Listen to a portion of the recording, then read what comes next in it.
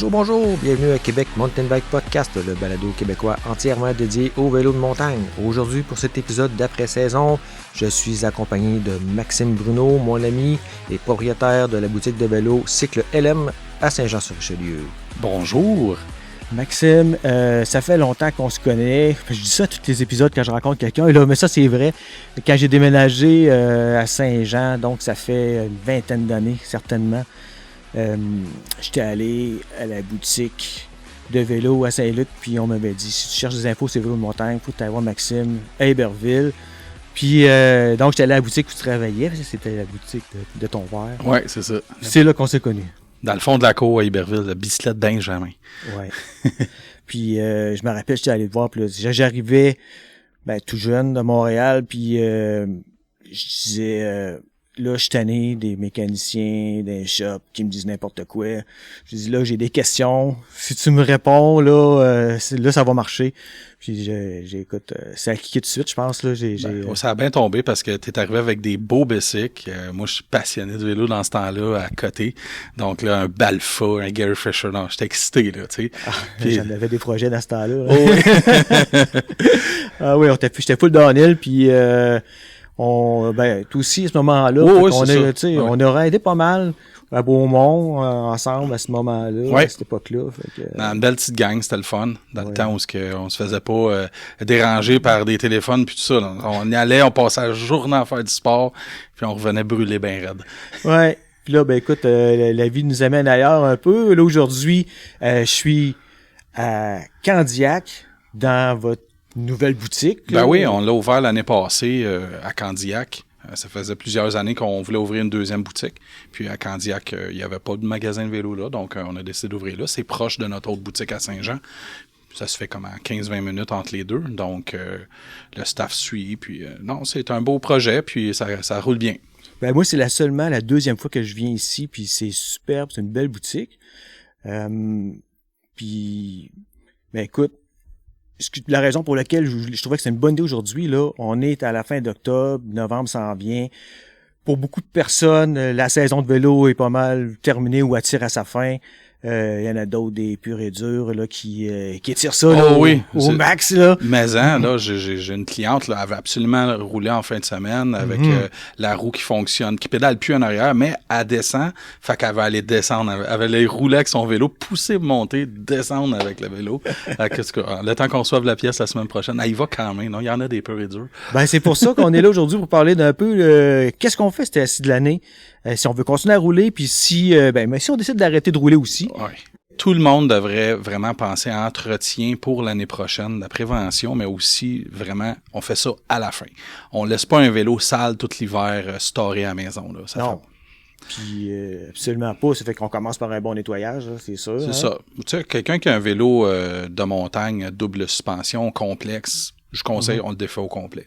Oui, hein. Puis au niveau des suspensions, si tu roules moyennement, là, dans une année, là, on pense à un entretien. Oui, on pense à un entretien de suspension, les roulements du cadre. Mais pour parler des suspensions, tu sais, on va vraiment... Si on a dépassé là, le 20 sorties dans l'été, on est peut-être mieux de faire réparer, faire rebuilder les suspensions avant et arrière, là.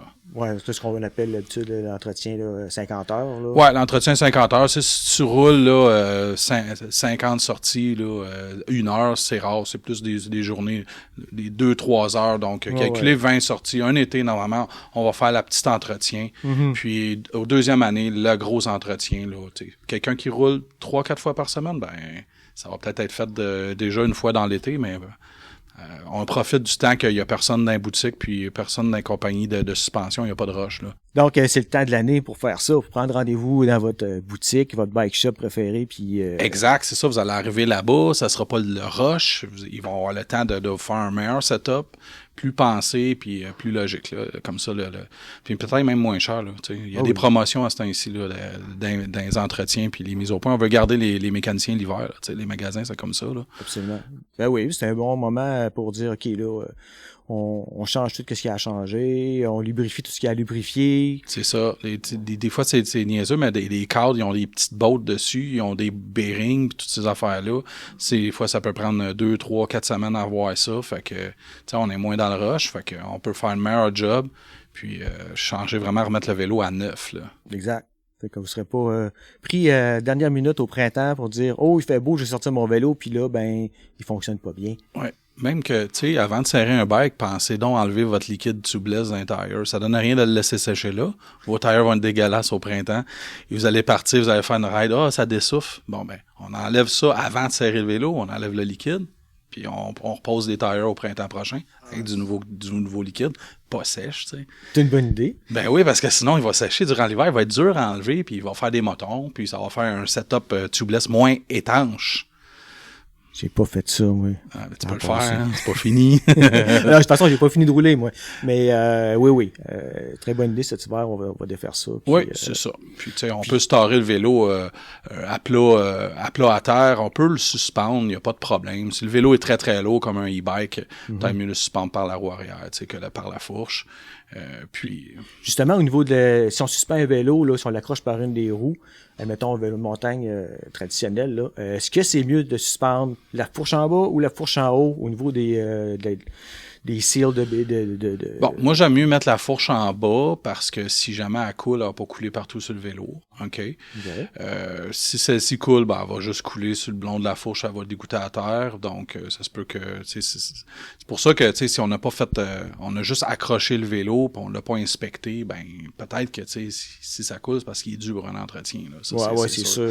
Mais aussi, c'est que la fourche, les coulisses à l'intérieur, à force d'être toujours, passer 4 mois la tête en l'air, même 6 mois, là, pour certains, là, ben, c'est mieux d'accrocher par en arrière, tout simplement. Là. La suspension, elle va décompresser, puis c'est mieux comme ça. Là. OK. Par contre, rendu au printemps, peut-être à ce moment-là, de le revirer de bord un peu pour bien imbiber les petits cils de foam là qui reviennent ouais, bien ben, humectés, là. c'est ça. C'est comme, tu sais, nous autres, nos vélos, quand ils sont à plat à terre, là, tu sais, les suspensions, quand ça fait 6 mois qu'ils n'ont pas roulé, là, ben, elles sont secs. Là. Les cils sont un petit peu plus secs, fait que, tu sais, on peut comme shaker un peu, lever le vélo en l'air, le virer de bord. Puis on relubrifie. Tu sais, ça va tout aller mettre un petit peu d'huile un peu partout. Après ça, on pousse ses suspensions. C'est sûr que, de toute manière, si notre vélo il est staré l'hiver puis il a été entretenu avant, c'est pas super important. Là. C'est tout plein de graisse là-dedans quand c'est neuf. Là. Puis quelqu'un qui veut faire ça lui-même, là, mettons, dire moi j'aime bien ça faire mes entretiens comme ça. Une bonne chose que tu conseillerais, là, dire après t'as fait ton nettoyage, c'est comme un boat check complet. Puis, ouais, le boat check là, c'est aussi d'avoir un torque wrench là, ou une clé dynamométrique là, avec les fittings d'Allen Key qui va dessus. Puis regardez là, téléchargez le manuel du vélo, ça se trouve sur Internet. Ben, allez voir les boat specs partout, puis faites le tour, ben, assurez-vous de pas trop serrer. La plupart des boats de frame sont en aluminium. Si on les serre trop, le filet va changer de forme. Après ça, il va se lousser ou il peut même casser. Et puis, la fourche, ben sûr que tout ce qui est là-dessus, là, il y a des torques spécifiques, c'est toute de la pièce d'aluminium. Donc, fait que, outillage de qualité, job de qualité, là, tu sais, c'est prendre notre temps. Oui, effectivement. Puis, pour revenir là-dessus, moi, ce que j'ai fait, parce que j'ai suivi ton conseil, là, moi aussi, j'ai pris une photo de mon bike, là, puis là, j'ai écrit partout s'il y avait des boulons à serrer, là, j'ai écrit tout le torque un peu partout avec des flèches. C'est une bonne idée, ça. Newton-mètre, tous mes axes, fait comme ça, c'est là, puis à chaque fois, je me questionne pas, je retourne pas voir dans mon manuel, là, je sors ma feuille, tout c'est la même feuille. Tout c'est la même feuille. Tu vois tout de suite ou qu'est-ce que tu fais, fait que, c'est bon. Ben, ça pourrait juste être une liste, là, aussi, là. Ah ouais, ça peut être une liste, mais une image, tu sais. Une image. C'est d'abord. Ça, c'est ça. C'est 16. Bon, les roues, c'est 16, tu sais. Ouais, c'est ça mon établi avec mes affaires de bike, là. Fait que, ouais. En tout cas, c'est pas compliqué. Vous avez du temps à perdre cet hiver, là. Amusez-vous. Ben oui, c'est sûr. Puis, ben là, on parle justement de l'hiver qui s'en vient. Ceux qui veulent continuer à rouler, là, comme moi, là, mettons, là, on s'entend, les journées raccourcissent. Ben, à l'automne, puis l'hiver, tu sais, c'est sûr que les tires, on les change, puis on s'équipe de bonne lumière, là, tu sais. C'est qu'on soit dans le chemin à 4-5 heures, on va commencer à faire noir. Fait que faites-vous voir. Oui. Puis quand on est dans le bois, ben on veut voir, là, tu sais, là. Puis si on roule dans le bois encore avec des lumières, là, au niveau des lumens, on parle de quoi? Qu'est-ce qui est le minimum pour un bon éclairage, là, pour rouler, là? Moi, je me souviens, là, quand les LED sont sortis, là, deux lumières de 500, c'est merveilleux comme setup. Une sur le casse, une sur le guidon. Le guidon, ça pointe à terre. Le casse, ça regarde où ce qu'on regarde. Fait que c'est le fun. J'aime mieux en avoir deux de 500 qu'une de 1000, c'est sûr. Sur le guidon, puis que tu... Ouais, c'est ça. Fait que là, tu sais, si t'en as une sur le guidon, tu veux mettre vraiment une maillotche, tu sais, 2, 4 000, là, tu sais, une affaire de fou. Ben là, tu vas rider en avant des autres, là, tu vas vraiment déranger sur en avant de toi s'ils sont proches, là. Mais oui, quand il fait ben noir dans le bois, plus que t'en as, mieux que c'est, là. Ouais. Mais mettons, le 200-500, là, ça serait suffisant. Là. Ah, 200-500, ça va bien. Moi, c'est ça, je roule. J'ai une 750 puis une 500. La 750, jamais sur le guidon, c'est à terre, puis la 500 sur le casse. Tu sais, quand tu roules à basse vitesse dans un single track, puis il fait noir complètement, tu veux voir ce qui s'en vient, les roches, tout ça, les détails. Fait que, tu sais, elle est bien forte. Mais aussi, quand tu te reviens la tête pour essayer de chercher la piste, où ce qu'elle s'en va, tout ça, ben, tu sais, faut quand même, tu vois, là, fait qu'un flood en haut, puis, tu sais, un éclairage plus concentré en bas, là. Ah oui. Ah, c'est bon, ça. Parce que j'ai toujours fait ça, mais là, moi, je serais dû. J'ai même pas des lampes d'ailes, là. J'ai encore des lampes incandescentes, là. Des halogènes, même. Même pas. Je pense que c'est comme des vieilles flashlights, là, tu sais, là. Ah oui, sûrement, tu roules même pas ça marche 100, encore, 200 là. lumens, à peu près. Ah, non, c'est à peu près, c'est ça. C'est à peu près ça, là. Ouais. Mais écoute, ça fait un job, là. Mais, je serais dû peut-être, là, pour tu pourrais te gâter à Noël, demander ça, hein. Ben, ça serait une bonne idée de cadeau de Noël, s'il y en a qui sachent que c'est le banque comme donné, là, cette année. C'est ça. C'est le fun, les LED, parce que, tu sais, ça consomme pas, donc la batterie est petite, elle est rechargeable.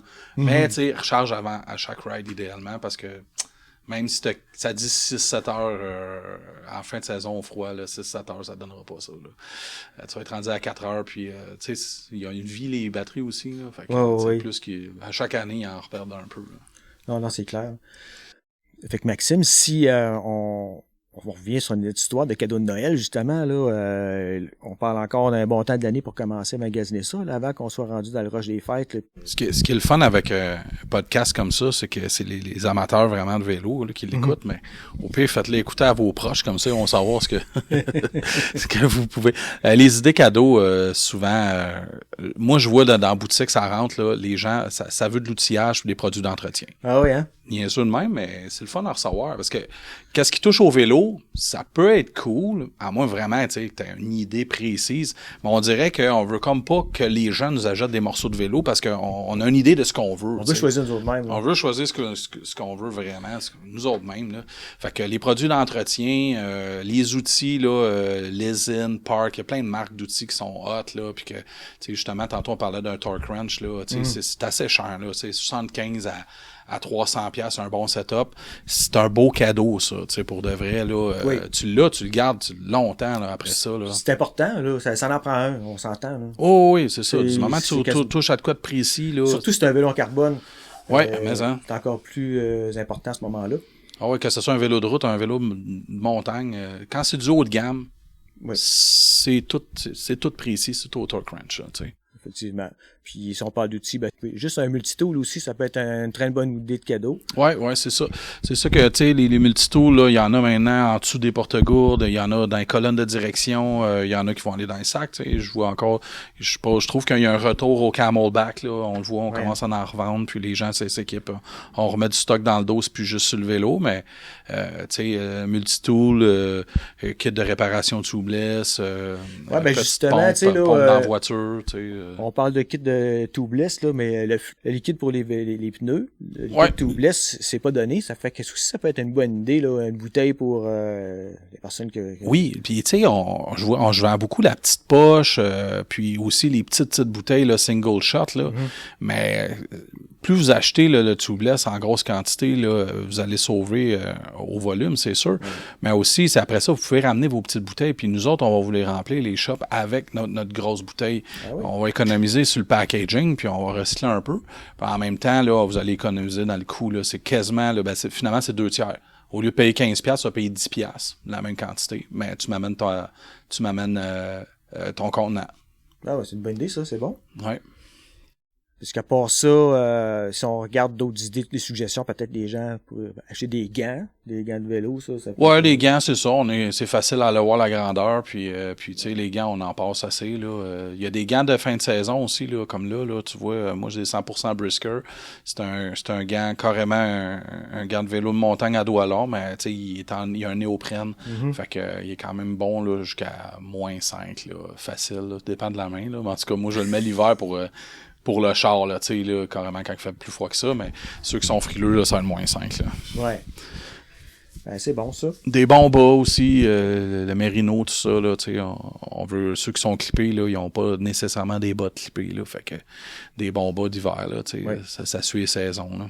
Ouais, des bas d'hiver ou des bas d'été. Ouais, c'est ça. Bien dans un bas de Noël. Oh yeah!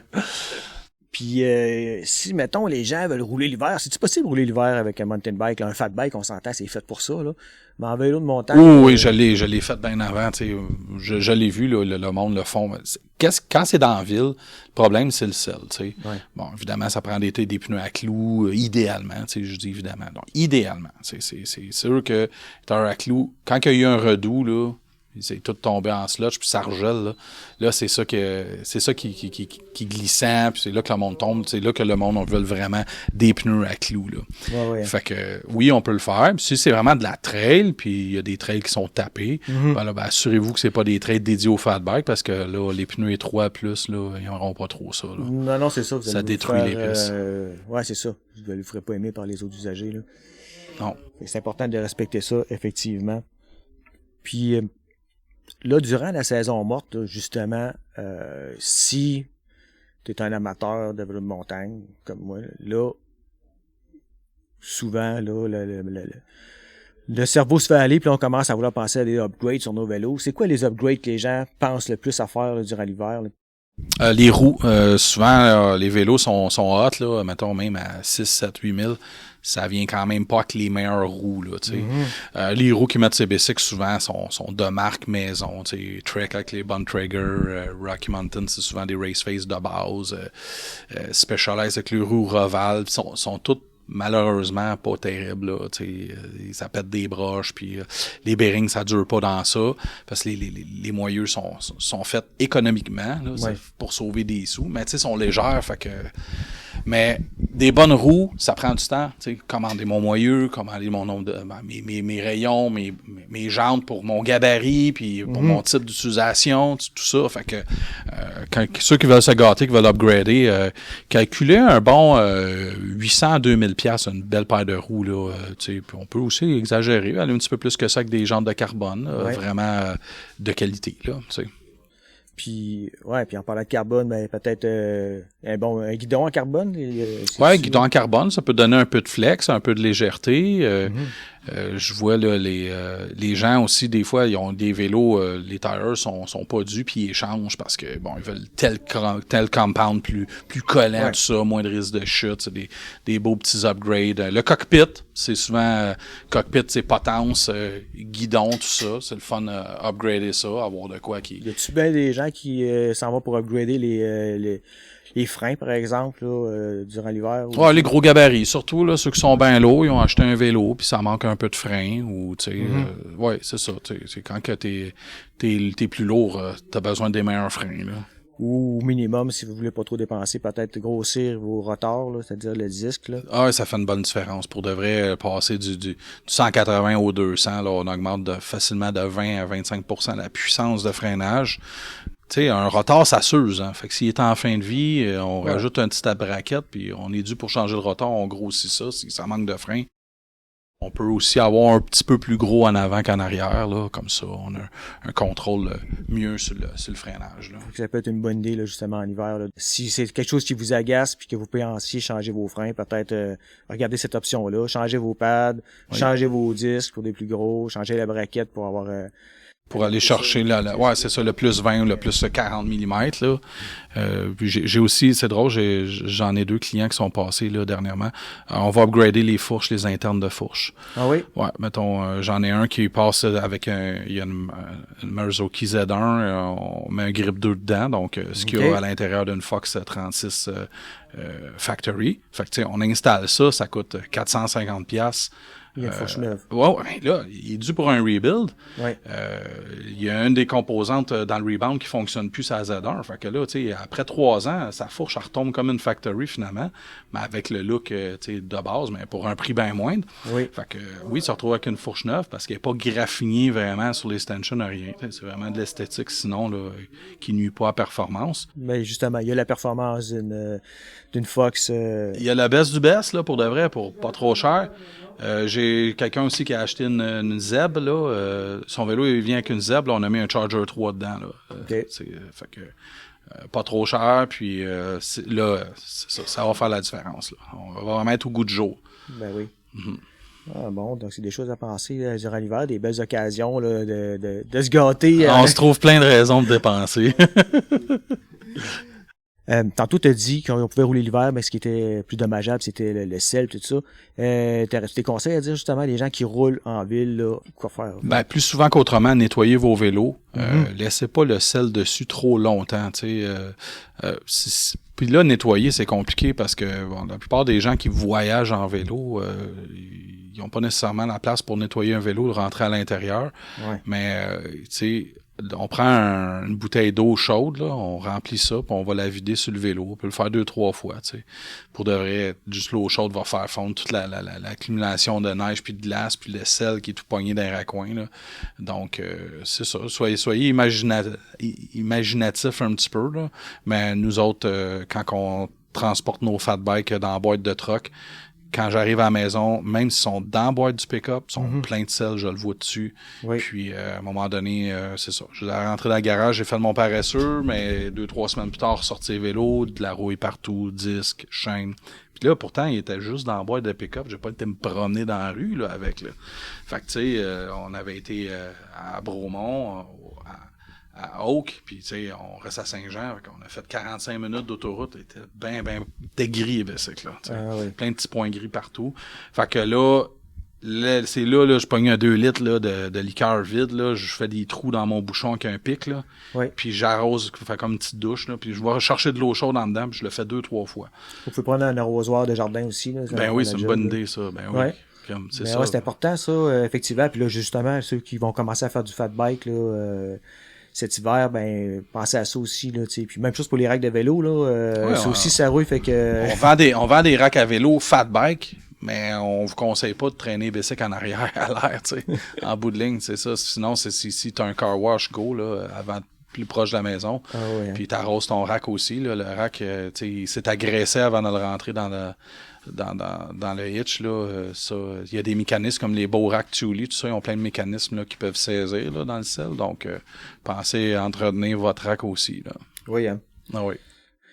On y tient nos vélos, on les pêcheurs, puis la rouille, on en veut pas, là. Non, c'est ça. Tu le regrettes, finalement. La plupart des gens qui en font l'hiver, ils prennent vraiment un bike d'hiver. T'sais, c'est un vieux bike qu'ils trouvent. Ils font du recyclage. Ils pognent ce bike-là, ils en font l'hiver. Mais là, tu te reviens d'abord à la maison, tu as un super beau bike que tu as le goût de prendre tout le temps. Ouais. Mais tu sais, pour de vrai, il vieillira pas bien ton beau bike, là. Non, c'est ça. Effectivement. Au moins que tu t'en es dans un endroit que tu es sûr que c'est derrière chez vous. Ouais, c'est ça, dans un trail, justement, quand c'est le temps que tu te rends au trail qui est le pire. Mais tu sais, un coup, t'es rendu là-bas. Si tu le mets dans un camion, là, puis il pogne pas l'air, il est bien correct, là. Oh, ouais, c'est ça. Ou si vous le mettez dans la valise de votre auto, exact. Il est en sécurité, il n'y a pas de problème. Si vous allez juste rouler dans un trail puis c'est juste de la neige, ben juste vous assurer qu'il soit bien séché puis nettoyé puis après ça. Ouais, c'est ça. La rouille va être vraiment pas pire qu'une journée de boîte l'été, là. Puis au niveau de la chaîne, là, tu utilises quelle sorte d'huile l'hiver? Ben, on va utiliser un wet parce que même la neige, là, le wet, les conditions extrêmes, là, regardez, là, avant d'acheter vos bouteilles. Regardez que ça soit marqué mouillé ou qu'il y ait des petits nuages dessus, des dessins de nuages ou de flocons de neige, là.